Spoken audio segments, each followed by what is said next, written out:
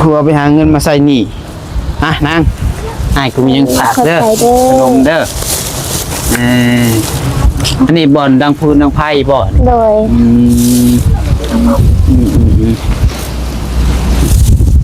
จักปีละสลูกนี่ปีปลายปี1 เดือนขออนุญาตเด้อปึ๊บ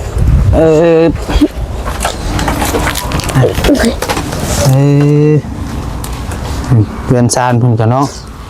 ใช่ขออนุญาตเด้อปึ๊บพากันนอนได้หนีเลยเบยโดยโอ้พี่น้องเนาะเสื้อเอาเลยนี่น้องบ่าวว่าใจเนาะแล้วถามเราพี่ได้กว่าบ่ได้นอนหนาวอยู่บ่เอ้ยแต่ละมื้อนอนหนาวเย็นจะจ้อยแล้วบ่โดยอย่างนี้เฮือนซานแล้วก็ได้ผ้าห่มกับผ้าห่มแปรนี่ผ้าแปรนี่ไม่เห็นโอ้ยไม่เลยนะเพื่อนก็เป็นปองเป็นยังอยู่เนาะเห็ดอยู่โคกินนี่เห็ดอยู่ลุ่มพอแล้วบ่เลย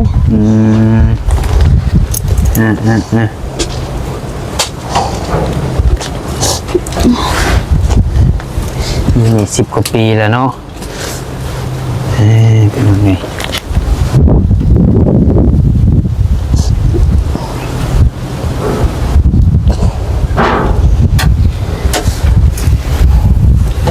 เพื่อนซ่านนี่ครับบริหัวบ่หัวเวลาผลยามยังกันยำผลตกแล้วกะอยู่นี่กับเปียกมันอยู่บ่ได้ซ้ำบ่เลยขยามผลตกพังไปอยู่ใช่สักไม่เปียกก็อยู่เถียงเอื้อยอยู่เถียงเอื้อยเลยโอ้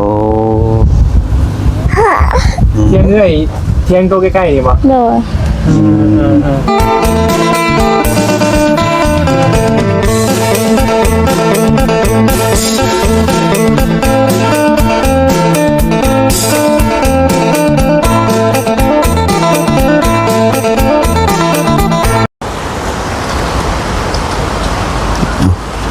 ฟังติดต่อพี่น้องเลยเนาะ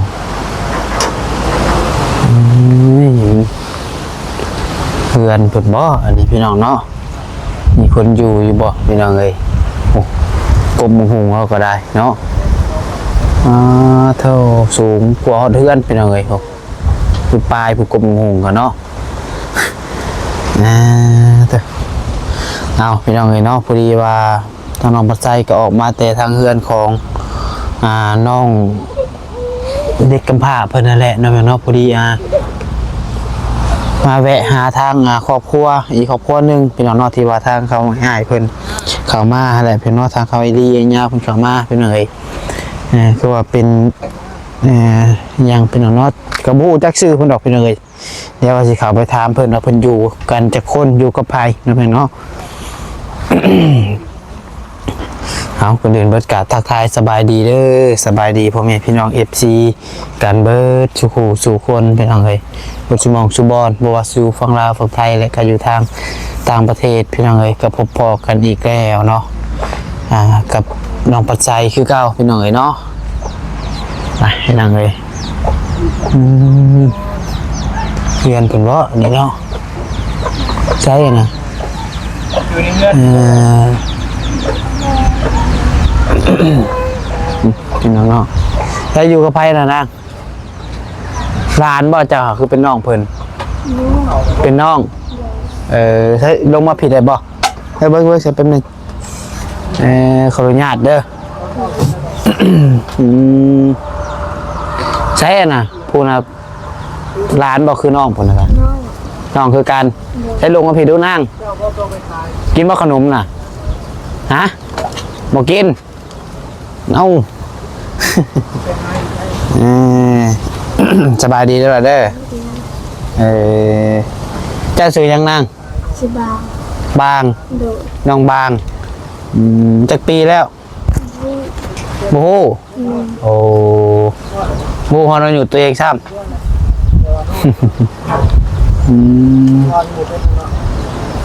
พูดนะได้สะซื้อยังอ่ะนอนอยู่นะชื่อบิ้งน้องบิ้งน้องบิ้งน้องบาง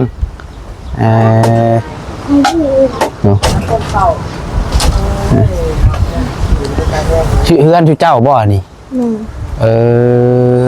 อยู่กันจะค้นซะนี่ฮะฮะ อายบ่มันต้องอายเด้อ เอ้ยพี่น้องครับน้องเพิ่นอายอยู่กันจะคนนางโหบ่โหซ้ำบ่จักอันนี้เนาะ รอไปกันจะคน เจ้า ครับเป็นน้องบ่อนจูเจ้านอนอยู่นี่เบิดบ่อนี่ นี่ เออเรือนซานเพิ่นก็ได้เป็นไงนอนจักคนในเฮือนนี่ นี่ บ่ฮู้ซ้ำ โดย โอ้โหอยู่กันจักคนเป็นไงมีไผแน่เอา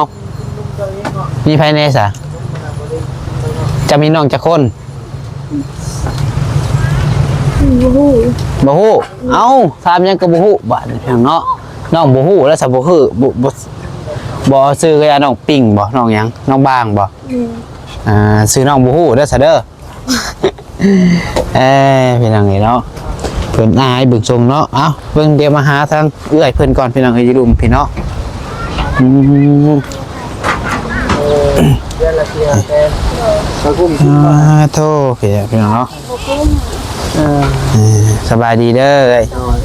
โดยสบายดีล่ะทู ถูยาดูนะ นี่ย่า นั่งเข่าบ่นั่งต้นเข่าสื่อลูกบาแม็กเนาะ โอ้ นั่งไปเข่าลูกบาแม็ก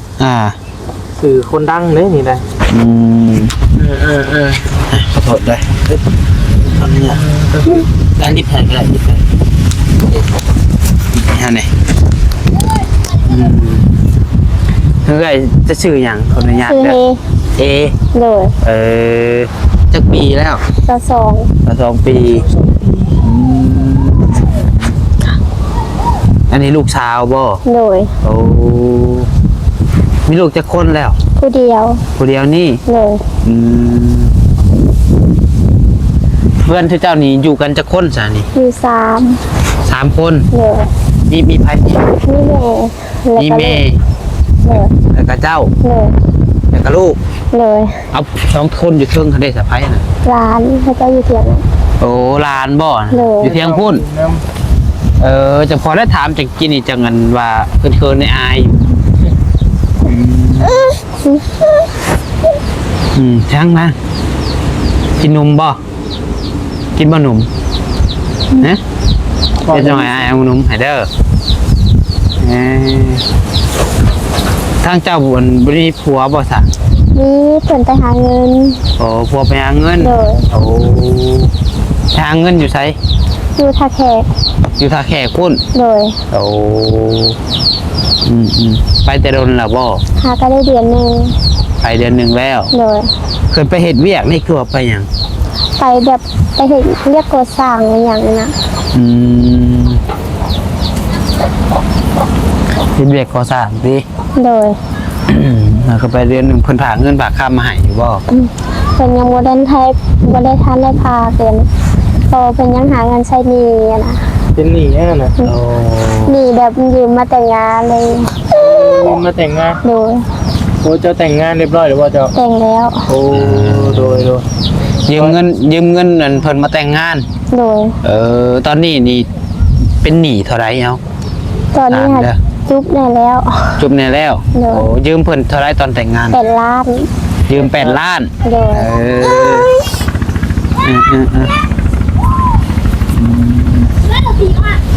แต่บัดนี้ใช้เพิ่นก็สิจุบแล้วติ โดย โอ้ยังเงินข้างเพิ่นน่ะเท่าไหร่ซะยัง เป็ กิ น น 2 ล้าน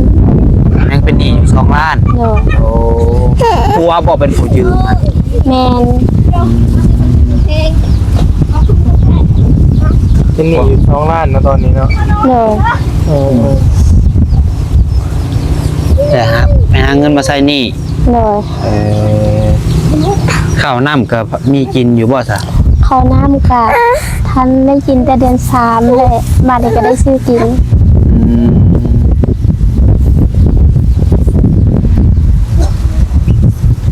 เบิดแล้วตีบ่เป็นอะไร ย่างตอนนี้ ตอนนี้หายังอยู่ โดยยังกินน้ำเพิ่นอะนะกินน้ำป้าอยู่บ้าน บ่อยู่เจ้าบ่ได้เฮ็ดนาบ่ซะ เฮ็ด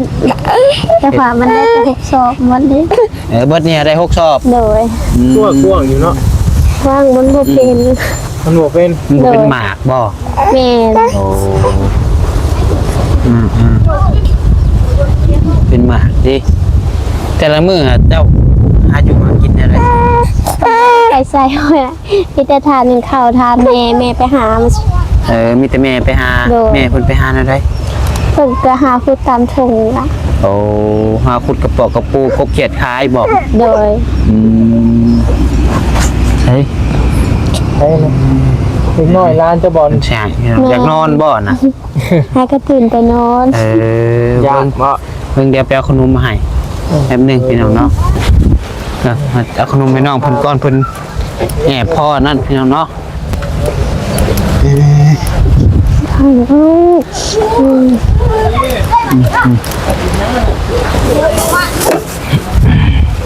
พี่น้องเนาะมีพาเล็กน้อยนี่แหละเดือน3ก็ได้ โดย อยู่กัน3แม่ลูกบ่ท่านผัวกลับไปหาเงินผัวไปหาเงินมาใส่หนี้นางอ้ายกูมียังฝากเด้อขนมเด้ออันนี้บ่อนดังพูนดังไพ่บ่อน โดย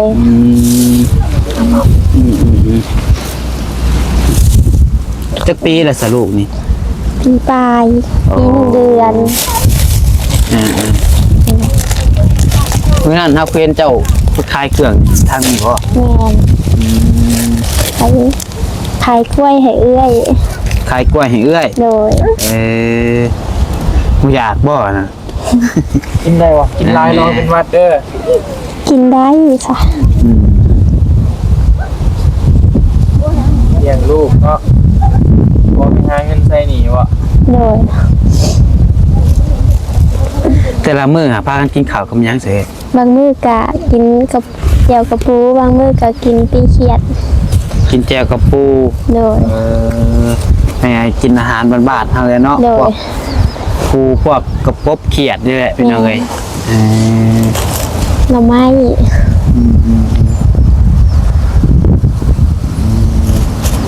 ผัวกับเพิ่นเป็นคนบ้านนี่บ่ บอ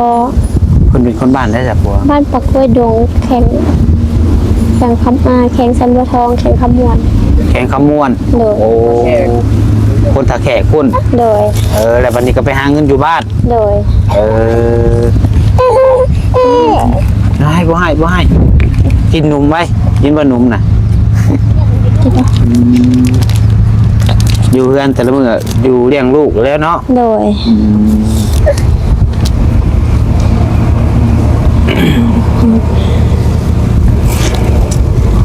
เพิ่นกินนมหยังซั่นนี่ กินนมเอง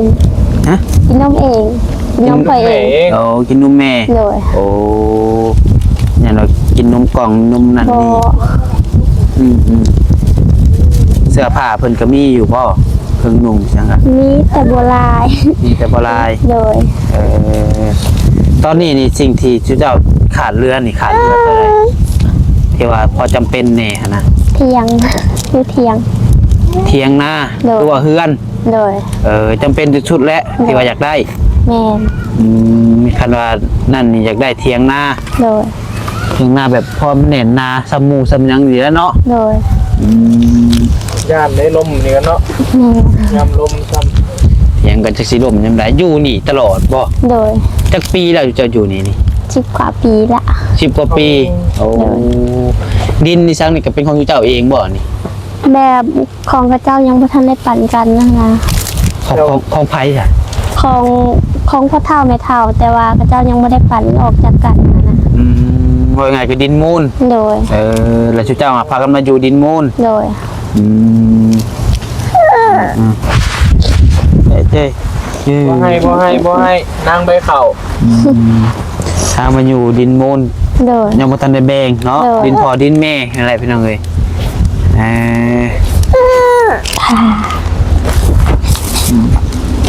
เสื้อผ้าลูกเพิ่นก็เนาะพอนอยู่บ่นอนพอกผ้าห่มมีจังกับพ่อมีอยู่บ่ ผ้าห่ม2 ผืน ผ้าห่ม ต้องพื้น โดย พื้นใหญ่บ่พื้น บ่พื้นน้อย พื้นน้อย โดย โอ้เนาะใส่ผ้าขึ้นไปเบิ่งได้บ่ ๆได้ ไปเบิ่งได้หนึ่งไปน้องเนาะบอลอยู่บนนอนเพิ่นขนาดนั้นเลย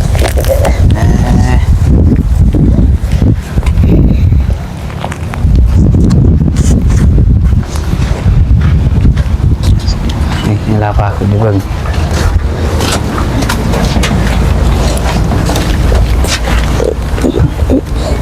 ขออนุญาตเด้อปึ๊บ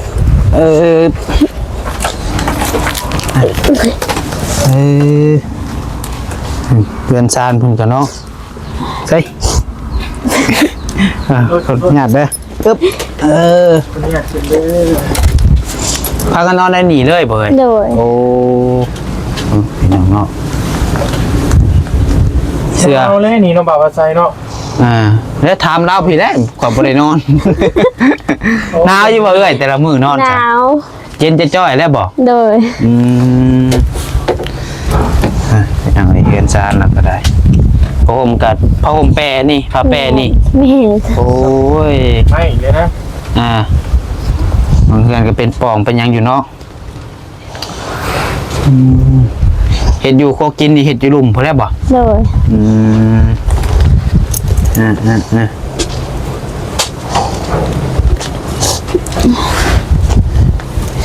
ี่10 กว่าปีแล้วเนาะเป็นยังไง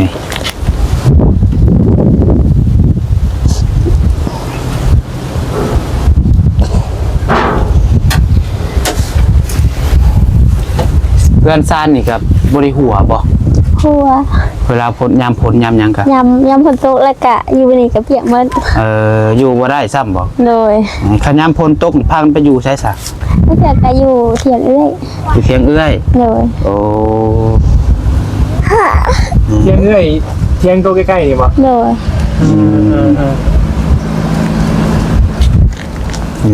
นี่เนาะคนบ่มีก็บ่มีดีเนาะ มันมีก็ ปืนไฟนี่ก็บ่ได้มีแล้วนี่เนาะ บอ ใช้แต่ละมื้อใช้แต่จะ ใช่ไทโคม ใส่ไฟโคมดิ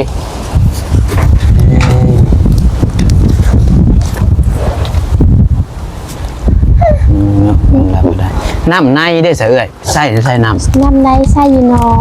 ใส่น้ำนอง โดย อาบก็ใส่น้ำนอง โดย กินได้สะ น้ำนอง กินน้ำนองเลย โดย โอ้แบบคล้ายๆแถวนั้นแหละ วันเอาไปแถวบ้านน้องอี้อ่ะแหละประมาณเดียวกันอยู่แล้วเนาะ น้ำในก็บ่ได้มีเนาะเอาสามีแต่ว่าสู้ๆเด้อซะเด้อเดี๋ยวมื้อหน้าสิเข้ามาเยี่ยมใหม่สู้ๆนั่นแหละมีจักมื้อได้มื้อหนึงเนาะโอเค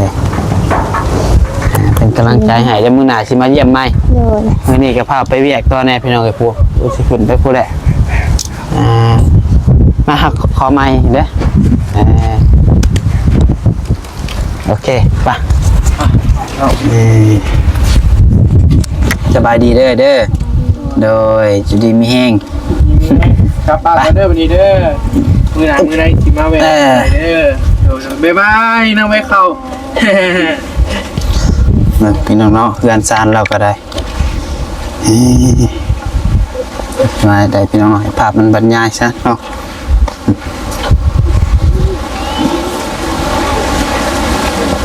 จักสิลมจักสิเพมือใดพี่น้องเนาะเอาอยู่ดีมีแห้งบัดสุขคนนะพี่น้องเด้อคลิปนี้ก็ผิดพลาดประการใดก็ขอโทษขออภัยนำเวลาท่านี้ขอลำลาไปก่อนเนาะส่งมาลำด้วยบัดสุขคนพี่น้องเอ้ยขอกล่าวคำว่าสบายดี